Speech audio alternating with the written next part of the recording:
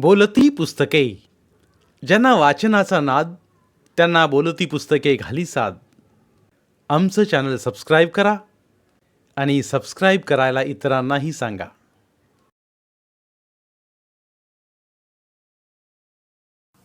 नमस्कार श्रोते मित्र.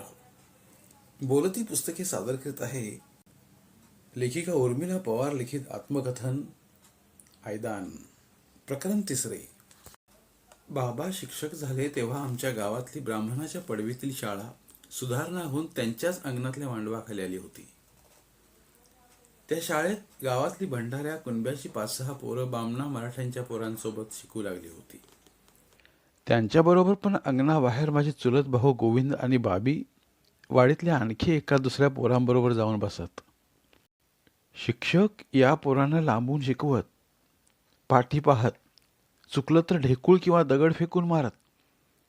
त्यामुळे शिकण्यात गोडी न वाटून आमचे भाऊ दांड्या मारत. बाबा बदली होऊन कुठल्या कुठल्या गावच्या शाळेत असत. ते उठसूट सगळ्यांना शिका शाळेत जा, शिका शाळेत जा असं सांगत. घरी आल्यावर पुतणे शाळा चुकवतात असं कळलं की चिडून त्यांना मारत. तसे ते खूप मारकुटे होते. ते आमच्याही पाठी सोलून काढत असत. एकदा त्यांनी बाबीला धरून मार मार मारलं. त्याच्या आईला, थोरली बाईला भयंकर चीड आली. तिनं मग पिकलेला रातांबा फोडला. त्याच्या लाल भडक फाका पोराच्या ढुंगणाला चुळून बोंब ठोकली की माझ्या पोराला चुलत्यानं रक्त हागेपर्यंत मारलं न हो. आणि लागली रडायला, शिव्या द्यायला लागली.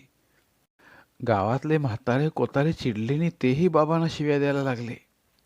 वडिलांनी त्या दिवसापासून पुतण्यानं हात लावला नाही. पुढे ते स्वतः जिथं असतील तिथल्या शाळेत त्यांना नेऊन बसवत असत. पण त्या दोघांचं तिथंही अभ्यासात लक्ष लागलं नाही. माझी थोरली बहीण शांती अक्का मात्र वडिलांबरोबर राहून 4थी पर्यंत शिकली. ते करबुडे या गावी बरीच वर्ष होते.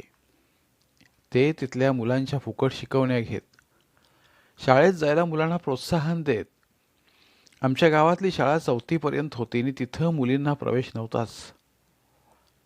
वडिलांनी परवडत नसतानाही अक्काला त्यांचे जाधव गुरुजी नावाचे मित्र परटवण्यावर राहत होते, त्यांच्याकडे 5वीसाठी ठेवलं. जाधव गुरुजींची 5-6 मुलं होती. त्यांच्याबरोबर शांती अक्का रत्नागिरीतल्या स्कूल बोर्डाच्या शाळेत शिकू लागली. सावरकरांच्या प्रेरणेने भागोजी किरांनी बांधलेलं पतित पावन मंदिर याच शाळेच्या वाटेवर आहे.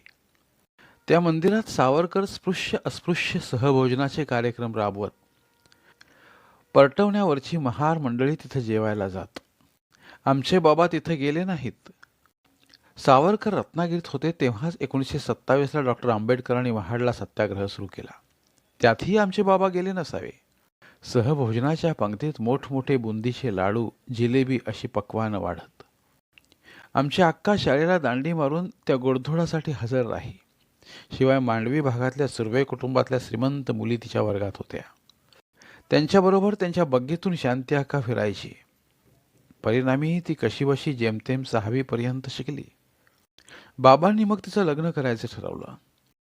खरं तर बाबांनी शांती अक्काला अशा तऱ्हेने शाळेत घालावं, घरापासून खूप दूर ठेवावं हे बाकी कुणालाही पसंत नव्हतं. सर्व बायका म्हणायच्या की पोरीच्या जातीला शिकून काय करायचं आहे, चुलच ना फुकायची आहे, किंवा शाला शिकून काय शांती मास्तरीन होणार आहे का,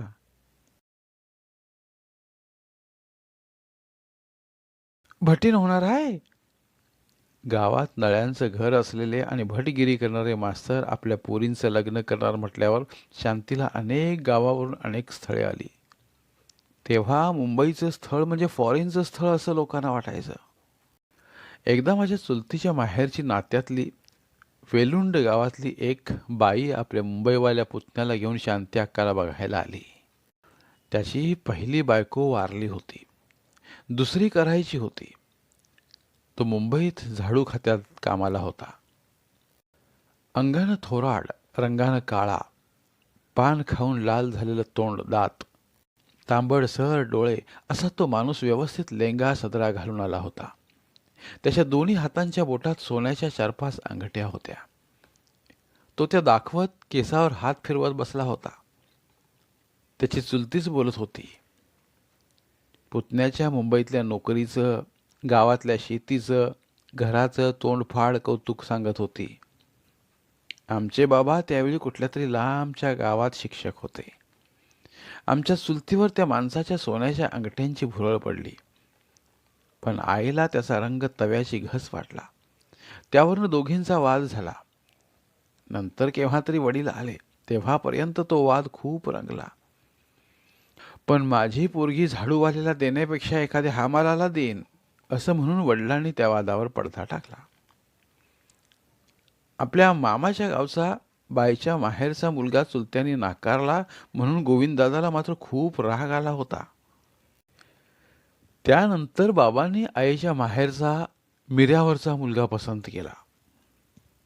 त्यावरून आईचं आणि त्याचं भांडण झालं. मिऱ्यावरच्या दलितांमध्ये 7वी व्हर्नाक्युलर फायनल पास झालेला तो खलाटपट्टीतला पहिला मुलगा होता. त्याला 2 बहिणी, आई, वडील असं त्याचं आटोपशीर कुटुंब होतं. नाव ठेवायला जागा नव्हती, पण मिऱ्यावर पाण्याचा दुष्काळ होता.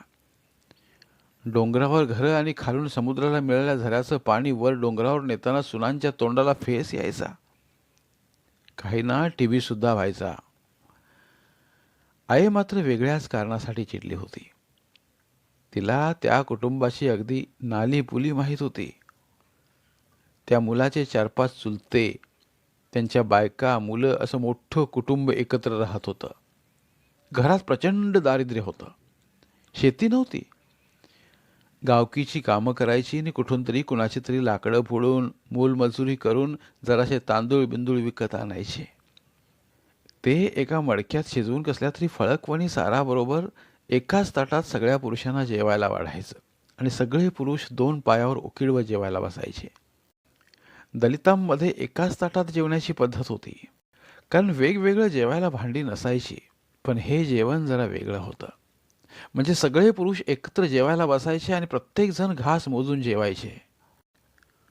तू 2 घास घेतलेस, आता तू थांब, याला घेऊ दे. किंवा त्यानं मगाशी घेतला न मी नाही घेतला, आत्ता मला असं संभाषण चालायचं. एखाद्याने एक जरी घास जास्त घेतला तरी ते आपसात कडाडून भांडायचे. त्यामुळे त्यांना घासमोजे आणि त्यांच्या घराला घासमोज्यांचं घर असं नाव पडलं होतं. महारांना जेवताना मोठमोठ्यानं बोलण्याची सवय होती. त्यामुळे कोण रे भांडतात, नाही ते महार जेवतायत अशी म्हण होती. आई म्हणाली, इसबा, त्या घासमोज्यांच्या घरात माझी पोर द्यायची नाही. यावर बाबा म्हणाले, शेणातला किडा शेणातच राहत नाही हे लक्षात ठेव. मग अक्काला बघायला धर्माजी मास्तर आले. बरोबर कोणीतरी मित्र होता. मास्तरांच्या मनगटात घड्याळ होतं. 2 जण सारखं ते बघत, वेळ किती झाला हे सांगताना की आपलं घड्याळ मुद्दाम दाखवताना सेकंद काटा, मिनिट कासा असं काहीतरी बोलत होते ते. ते ऐकून गोविंदाला भयंकर चीड येत होती. अक्काचं लग्न होऊन ती सासरी गेली, पण जेव्हा जेव्हा ती माहेरी यायची तेव्हा माझे मोठे 2 भाऊ तिला विचारायचे, खरंच काय ग, तुम्ही घास मोजून खाता? यावर अक्का चिडायची. पण तेव्हाच आपले चुलत दीर भाकरीचे तुकडे घराच्या आढ्यावर वाशावर कसे ठेवतात आणि एकमेकांनी परस्परांचे तुकडे चोरून खाल्ले की कसे भांडतात हे खुदू खुदू हसत सांगायची. तिच्यावर गोविंदाचा राग होताच. तिनं आपल्या आजोळचा मुंबईवाला नवरा केला नाही म्हणून सेकंद काटा, मिनिट काटा असं वारंवार म्हणून नकला करून दादा अक्काला रडवायचा. बाबांची इच्छा मुलींनी नोकरी करावी, स्वतःच्या पायावर उभं राहावं अशी होती. त्याप्रमाणे अक्कानं नोकरीचे प्रयत्न केले. त्याला मेंटल हॉस्पिटलमध्ये नोकरी मिळाली. तिथल्या नोकऱ्यांसाठी हॉस्पिटलच्या प्रशस्त दगडी उंच आवाराला लागून बाहेरच्या अंगाला क्वार्टर्स होत्या. त्यात भंगी लोकांसाठी 7-8 खोल्यांची वेगळी चाळ होती. त्या चाळीत अक्काला राहायला जागाही मिळाली. अक्काचा नवरा चिपळूणला शिक्षक होता. त्यामुळे अक्काबरोबर तिचे सासू सासरे येऊन राहतील असं बाबांना वाटलं होतं. अक्काचे सासरे गावकीची कामं करत, त्यांना ती कामं सोडता येत नव्हती. अक्काच्या नंदींचीही मग लग्न झाली. मिऱ्या ते रत्नागिरी असा चालत प्रवास करणंही कठीण होतं. त्यामुळे अक्का नोकरी सोडायच्या विचारात होती. मग बाबांनी आपलं बिराड तिच्या एवढ्याशा खोलीत आणून टाकलं आणि तिची नोकरी टिकवली. माझ्या 2 भावांना अच्युत व कृष्णा जवळच निवखोलच्या शाळेत घातलं. दुसरी बहीण मंजुळाताई अगदी लहान होती. शाहूचा आणि माझा जन्म झाला नव्हता. अक्का परत एकदा नोकरी सोडायला निघाली होती. वेड्या बायकांनाही तिची जात कळली होती. एक वेडी तिच्या हातून जेवण घ्यायला तयार नव्हती. तिनं जातीवरून अक्काला शिव्या दिल्या होत्या. मग बाबाने अक्काची समजूत घातली. म्हणाले, ती बोलून चालून वेडी माणसं. तू शहाणी म्हणून तुला तिथं नेमलंय ना, मग शहाण्यांनी शहाण्यासारखं वागावं वगैरे. बाबा कष्टाळू होते. ते नोकरीच्या जोडीला घराण्यात चालत आलेली भटगिरी करत. शिवाय ते गावातल्या कलमांचे आंबे उतरून करंडे भरून लांजेकरांकडे पाठवण्याचा लहानसा व्यापारही उन्हाळ्याच्या सुट्टीत करत. त्यांना आईची चांगली साथ होती. ती बांबूच्या टोपल्या, करंडे, खुराडे, सुपर, ओवळ्या, दुरड्या, परड्या, हातऱ्या, पाळणे काहीही विणायची. शिवाय फणस वळ्यातून घाटी डोंगर चढत येऊन लांचेकरांकडे आंब्याचे करंडे नेऊन द्यायची. दोघांनी पैसा साठवून रत्नागिरीत लहानसं नळ्यांचं 2 खणी घर बांधलं. एक बाहेरचा खण आणि एक चुलीचा, तेवढंच ते होतं. पण नंतर पंचांग वगैरे बघायला येणाऱ्यांना बसायला म्हणून वडिलांनी पुढे एक पडवी बांधली. वर पत्रा टाकला. माती टाकून खालची जमीन शेणानं सारवून घेतली. आईनं मागच्या बाजूला लाकडं ठेवायला आणि कोंबडी झाकायला लहानशी शेड टाकली. चुलीच्या खणात भिंतीला लागून डावीकडे एक चूल नि वैल असलेली भानस लिंपून घेतली. भानशेवर थोडी लाकडं आणि तिथंच लोखंडी फुंकणी असायची. वायलाला लागून पाण्याची भांडी ठेवण्यासाठी तयार केलेला 1/2 फूट उंचीचा ओटा होता. त्यावर हंडा कळशांची उतरंड असे. या मातीच्या ओट्याच्या वर भिंतीला चिकटून ठोकलेल्या आडव्या फळीवर जस्ताचे जेवणाचे टोप, पितळीची तांब्या फुलपात्र, वाट्या, उपडी असत. पाठीमागे त्यांच्या आधारानं न घसरता उभी राहिली पितळेची जस्ताची 4-5 ताटं असायची. गारुडी गोल झाकणाच्या परडीत साप ठेवतो तशी झाकणवाली चपटी परडीवर शिंक्यात असायची. आम्ही त्या परडीला चापटं म्हणायचो. त्या चापट्यात मांजरापासून लपवून ठेवलेली भाकरी, चपात्या, भाजलेला मासा असलं काहीतरी असायचं. चुलीच्या विरुद्ध बाजूला डावीकडे भात, मिरच्या कांडण्यासाठी जमिनीत पुरलेलं वाहन असायचं. तिथंच भिंतीशी जात्याच्या 2 पाळ्या, त्याच्यावर आडवा खुंटा आणि पीठ झाडायला लहानसं सोडण. दुसऱ्या कोपऱ्यात भात सडायला उखळ, पाठीमागे मुसळ, पहार, विळा, कोयता असलं सामान भिंतीशी मान खाली घालून चुपचाप उभं तिथंच वर जुन्या फळ्या टोकून तयार केलेला लहानसा आडवा माळा. माळावर जुन्या पाण्या टोपल्या, रोवळ्या पत्र्याचे डबे, सुंभ, सुतळी असं कुचकामी सामान पडलेलं असायचं. त्यात वेळा प्रसंगाला उपयोगी पडणारं लोखंडी दात्यांचं लांब दांड्याचं कामेरं असायचं. साप, घोणस असल्या विषारी जनावरांच्या मानेवर बसून ते त्यांना अचूक जायबंदी करायचं. आमचे आय आणि भाई 10चा आकडे असलेले साप त्या कामेरून सहज आडवे घालायचे. कधी अडीनडीला नीट दिसावं म्हणून माळ्याच्या वर छताला नळ्यांमध्ये एक पारदर्शक काच बसवलेली होती. तिच्यातून येणाऱ्या प्रकाशाच्या कवळशात शेणाचे, मातीचे आणि कसले कसले कण तरंगत असायचे. काही झाडलं पाखडलं की त्यांची गर्दी व्हायची. बाबांची पत्र्याची एक बेतशीर अशी ट्रंक मधल्या खणात होती. तिच्यात त्यांनी मूळी भाषेत लिहून ठेवलेले जागेचे आणि कसल्या कसल्या हिशोबाचे कागद होते. त्या पेटीवर आमच्या गोधड्या, चादरींच्या घड्या रचलेल्या असायच्या. दोरीवर आईच्या लुगड्याची चौघडी, आमचे जुने पाने कपडे टाकलेले असायचे. वर माळा आणि त्याला टेकून कोपऱ्यात बांबूची शिडी होती. पुढच्या पडवीत आल्या गेलेल्याला बसायला लाकडाचं एक मोठं बाकडं होतं. तिथंच भिंतीशी आईनं काढून ठेवलेली बांबूची बिळं, सरी असत. कधी बांबू फोडून ती त्या काढत बसलेली असायची. आम्ही याच पडवीतल्या भरपूर उजेडात अभ्यासाचा उजेड पाडायचो. आमच्या घरापासून अंतरानं मराठा ब्राह्मणांची घरं होती. बाजारात येणाऱ्या भंडारी कुळवाडींना त्यांच्या विहिरीवर प्यायला पाणी मिळायचं, पण अस्पृश्य बायकांना मात्र तिथं मज्जाव होता. बाबांच्या मनात ही गोष्ट घर करून होती. त्यामुळं त्यांनी या स्त्रियांना आमच्या विहिरीवर पाणी मिळावं म्हणून आमच्या विहिरीला दोरी आणि काढणं सतत लावलेलं असलंच पाहिजे, अशी आईला ताकीद दिली होती. रस्त्याच्या पलीकडे आमच्या घरासमोरच्या शिरकेवाडीत 4-5 टुमदार घरं होती.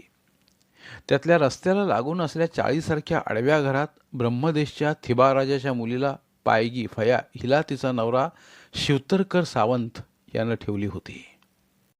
इंग्रजांनी ब्रह्मदेशावर कब्जा करून तिथल्या थिबाराजानं बंड करू नये म्हणून त्याला प्रथम 1885 मद्रासला व तिथून 1890 रत्नागिरीला आणून नजरकैदेत ठेवलं होतं. रत्नागिरी हा तेव्हा अंदमान निकोबारसारखा दुर्गम प्रदेश होता. शिक्षा म्हणून एखाद्या शिक्षकाची बदली रत्नागिरीला करत असत. इथं पाण्याचंही दुर्भिक्ष होतं, तर अशा रत्नागिरीत त्याच्यासाठी टुमदार बंगला बांधला होता. तो बंदिवान असला तरी आपण राजा आहोत ही गोष्ट विसरू शकत नव्हता. तो राजाच्या दिमागाला शोभेल अशा पद्धतीनं रत्नागिरीत दरबार भरवायचा, खैरात करायचा, गोरगरिबांना दान द्यायचा.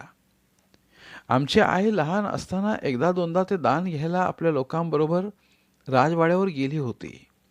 आई सांगायची की राजासमोर ताठ किंवा वाकून जायचं नसे तर जमिनीलगतच्या अगदी ठेंगण्या दारातून लहान मुलासारखं रांगत जावं लागायचं.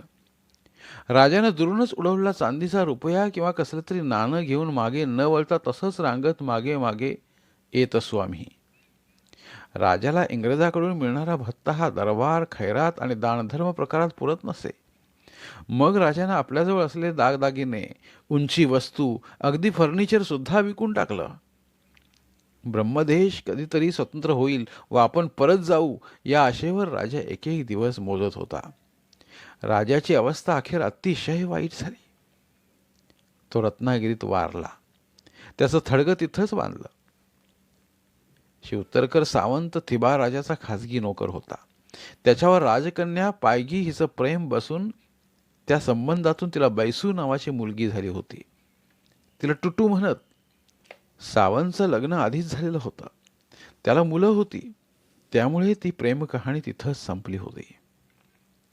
राजाच्या आयुष्याच्या अखेरच्या दिवसात पायगीच्या डोक्यावर परिणाम झाला.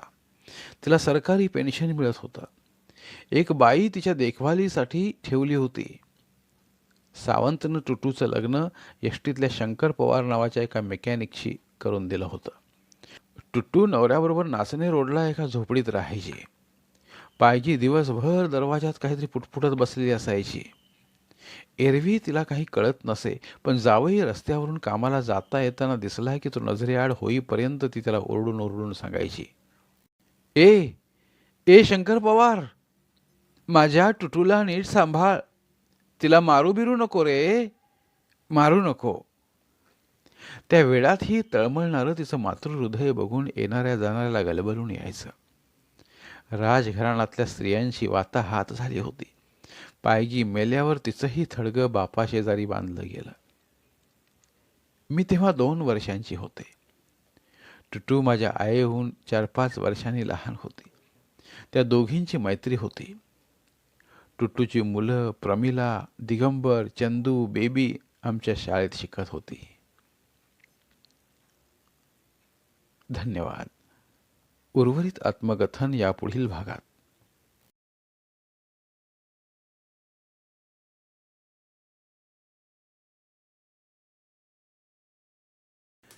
धन्यवाद. प्रिय श्रोते मित्र हो, आपल्यासाठी एक आवाहन. आमच्या चॅनलच्या प्लेलिस्ट विभागात तुमच्यासाठी शेकडो कादंबऱ्यांचे ऑडिओ बुक्स उपलब्ध आहेत. तिथे प्रत्येक कादंबरीचे सर्व भाग एकत्रित मिळतील. त्यामुळे सध्या सुरू असलेल्या क्रमशः कादंबरीच्या पुढील भागासाठी वाट पाहण्याची गरज नाही. तुमच्या वेळेनुसार तुम्ही संपूर्ण कादंबरी सलगपणे ऐकू शकतात आणि साहित्याचा आस्वाद घेऊ शकता. कृपया आमच्या चॅनलच्या होमपेजवर जाऊन प्लेलिस्ट चेक करा आणि तुमची आवडती कादंबरी निवडा. धन्यवाद.